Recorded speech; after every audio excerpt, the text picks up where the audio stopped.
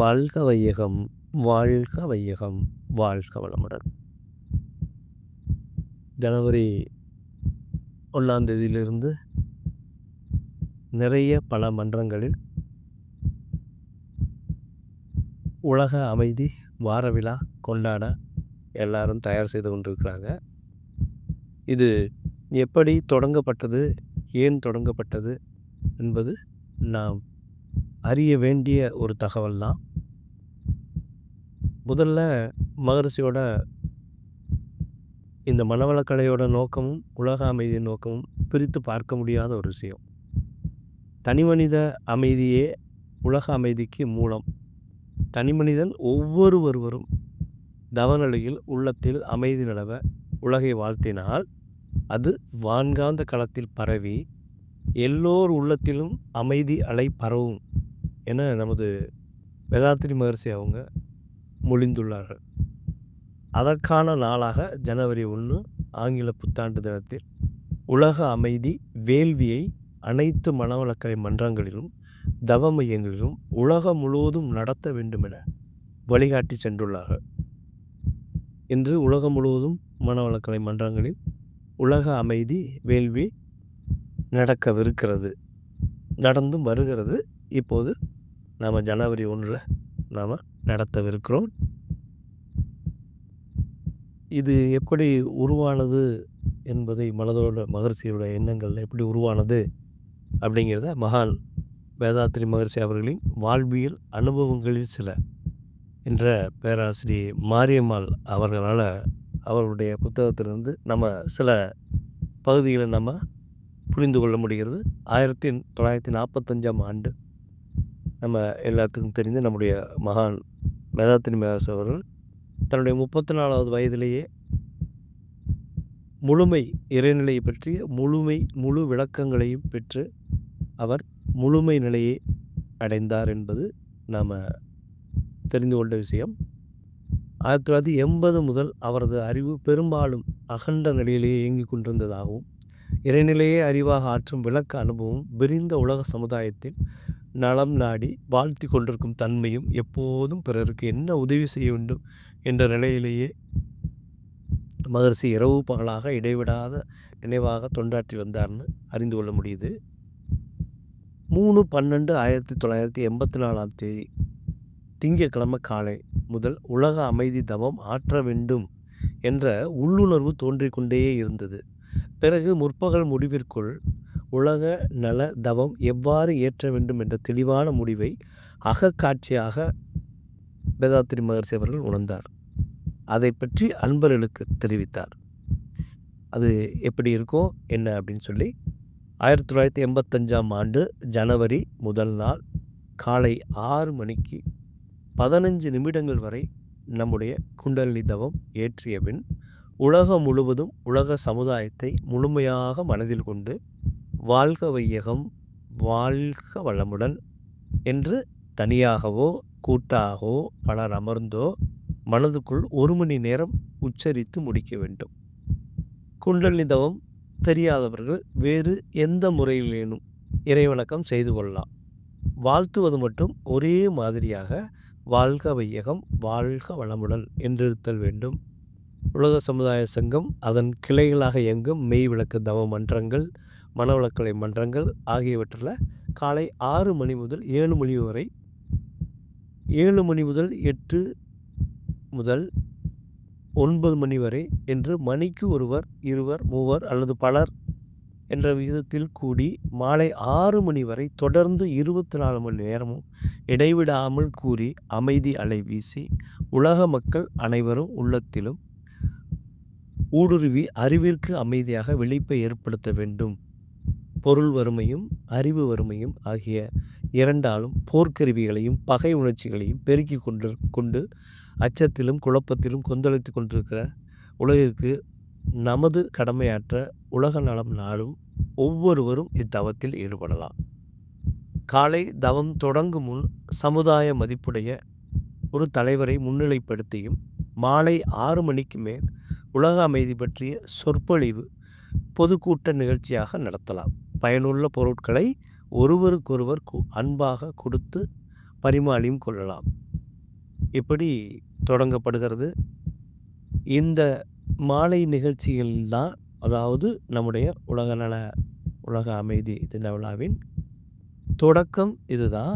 அதற்கு பிறகு மாலை இந்த ஒரு வாரம் வரைக்கும் நம்முடைய இந்த உலக சமுதாய சேவா சங்கத்தின் உலக நலன் கருதி ஒவ்வொரு நாளும் இந்த உலக சமுதாய அமைப்பின் மூலமாக 7 நாட்களும் அந்த ஜனவரி 1லிருந்து தொடங்கி 7 நாட்களும் மாலை சத்சங்கத்தில் ஒன்று கூடி இந்த உலக சமாதானம் பற்றி நாம் அது சார்ந்த அந்த உரைகளை நாம் தொடங்கி, அதாவது இந்த உலக சமாதானத்தின் மூலமாக மக்களுக்கு ஏதாவது ஒரு வகையில் அவருடைய மகரிஷியின் உலக சமாதான திட்டம் அப்படிங்கிற அந்த நூலின் கவிதைகளையோ இல்லை அதற்குரிய விளக்கங்களையோ எடுத்து அந்த தலைப்பில் அந்த கருத்து அந்த உட்பொருள் கொண்ட தலைப்பில் நாம் அந்த ஒரு வாரம் நிகழ்ச்சி நடத்தலாம். ஆசிரியர்களை கொண்டு அல்லது நம்முடைய மூத்த அருளதிகள் இவர்களெல்லாம் கூட வைத்து நாம் அந்த சிந்தனையை எடுத்துக்கொள்ளலாம். இப்படித்தான் நமக்கு தொடங்குச்சு. வேதாத்திரி மகரிஷி அவர்கள் 1975ஆம் ஆண்டு ஜனவரி 9ஆம் நாள் நம்முடைய ஐக்கிய நாடுகள் நிறுவனத்தில் அமர்ஷீல்டு ஆடிட்டோரியத்தில் ஒரு நிகழ்ச்சிக்கு ஏற்பாடு செய்திருந்தாங்க. அதில் மகரிஷிக்கு முறைப்படி அழைப்பு விடுக்கப்பட்டு உலக அமைதிக்கு ஆன்மீக அறிவு வளர்ச்சி முக்கிய தேவை என்பதனை விளக்கி அத்துறையில் குண்டல் யோக பயிற்சி மூலம் தாம் ஆற்றி வரும் தொண்டினை, அதாவது நம்முடைய சங்கத்தின் நோக்கத்தையும் அது செய்து வரும் தொண்டினையும் விளக்கி பேசினார் மகரிஷி. வேதாத்திரி மகரிஷி அவர்களோட அந்த கருத்தை வந்திருந்த பல நாட்டு அறிஞர்களும் கேட்டு பரவசமடைந்தனர் என்பதை நாம் அறிகிறோம். அது மட்டுமல்ல, இந்த உலகத்தில் நிரந்தரமான உலக அமைதிக்கான ஏற்பாடுகள் முடிவு செய்யப்பட்டால்தான் மனித இன வாழ்வுக்கு உறுதி ஏற்படும். ஆங்காங்கே உள்நாட்டு போர்களும் நாடுகளுக்கிடையே போர்களும் எப்போதும் நடந்து வருகிறது. இப்போ நாம் பார்த்துக்கிட்டே இருக்கோம்.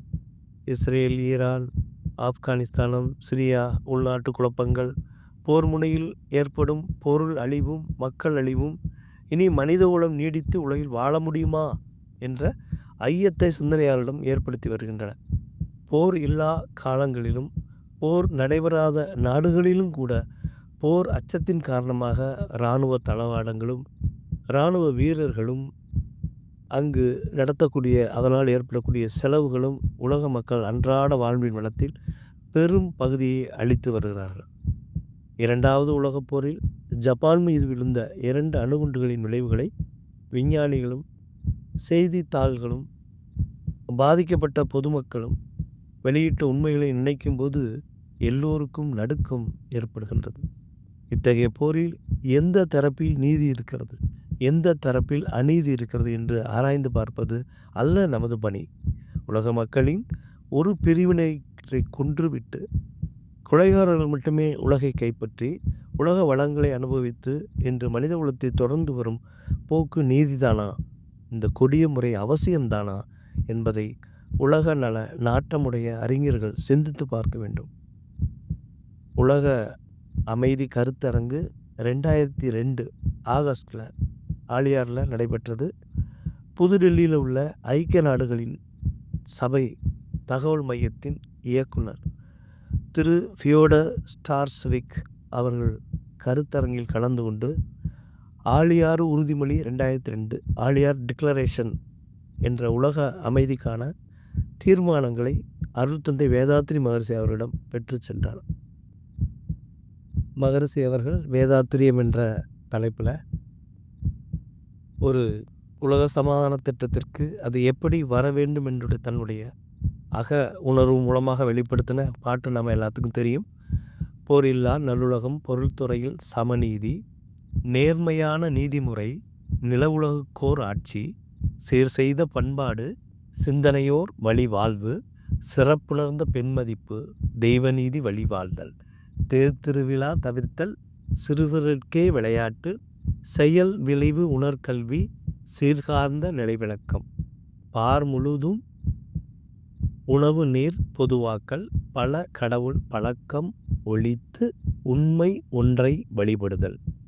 மகரிஷியின் இந்த அவருடைய அக உணர்வான இந்த திட்டம் உலக சமாதான வாழ்வியல் முறையின் ஒரு வழிகாட்டுதலாக நாம் புரிஞ்சுக்கலாம்.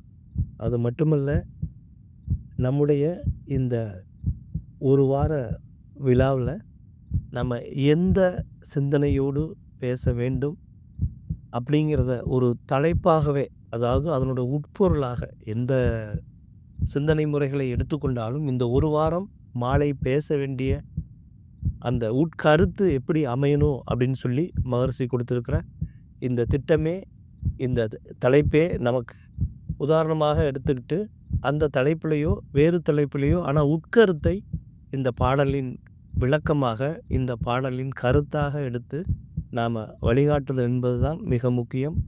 அதுவே வேதாத்ரி மகரிஷியின் எண்ணமும் கூட.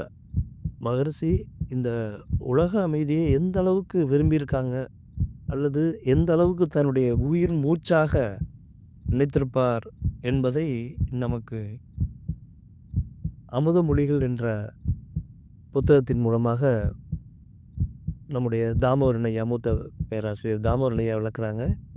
உலக அமைதியே உயிர் மூச்சுங்கிற பேரில் மகரிஷி அவங்க 4/10/2000 கோவை கேஜி மருத்துவமனையில் அனுமதிக்கப்பட்டிருந்தாங்க.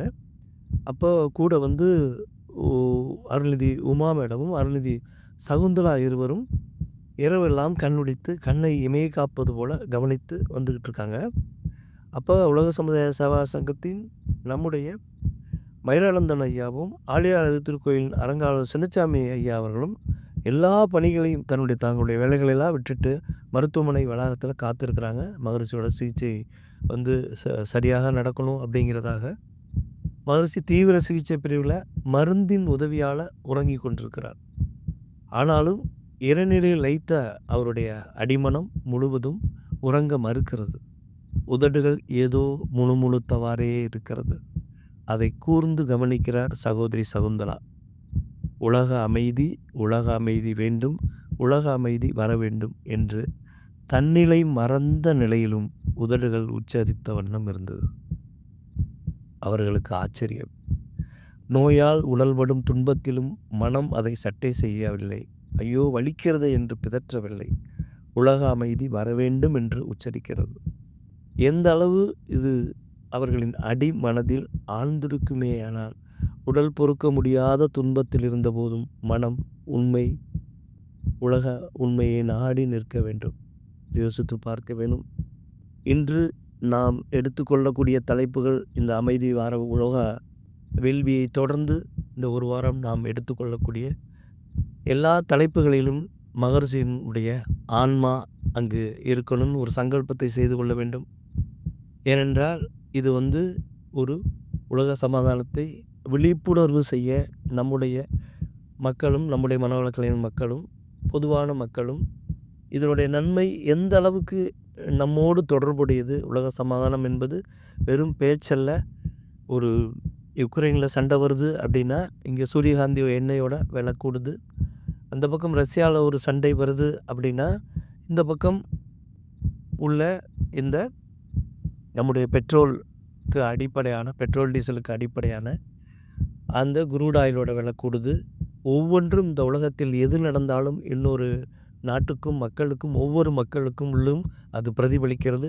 இதை உணர்த்தும் விதமாக என்ன, சில பேருக்கு சில எண்ணங்கள் இருக்கலாம், அந்த தலைப்புலாம் வச்சா பேசுவாங்களா அப்படின்னு இருக்கலாம். அதனால் தலைப்புகள் நீங்கள் மக்களுக்கு புரியும்படியோ அவர்கள் அறியும்படியோ வச்சுக்குங்க. ஆனால் உட்கருத்து என்பது வேதாத்ரியின் மகரிஷியின் ஆன்மாவாக இருக்கணும் என்பதை சங்கல்பமாக எடுத்துக்கொண்டு, அவர் என்ன எண்ணினாரோ அதையே நாம் என்ன முயற்சி செய்தாலே போதும். அவர் நமக்கு வழிகாட்டுவார். நாம் ரொம்பலாம் சிரமப்பட வேண்டியதில்லை. முழுவதும் அத்தனையும் கொடுத்துட்டு போயிருக்காரு.